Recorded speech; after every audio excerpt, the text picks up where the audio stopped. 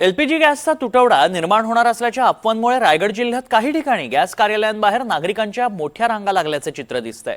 मात्र जिल्ह्यात एलपीजी गॅसचा पुरेसा साठा उपलब्ध असून पुरवठा सुरळीत सुरू असल्याचं प्रशासनानं स्पष्ट केलंय। अफवांवर विश्वास ठेवू नये असं आवाहन जिल्हाधिकारी किशन जावळे यांनी नागरिकांना केलं। एलपीजी गॅस घरगुती वापराच्या एलपीजी गॅसचं कुठेही शॉर्टेज नाही आहे। आपल्याला सफिशियंट प्रमाणात एलपीजी गॅस घरगुती वापरासाठी उपलब्ध आहे हे फार क्लिअर स्पष्ट करतो।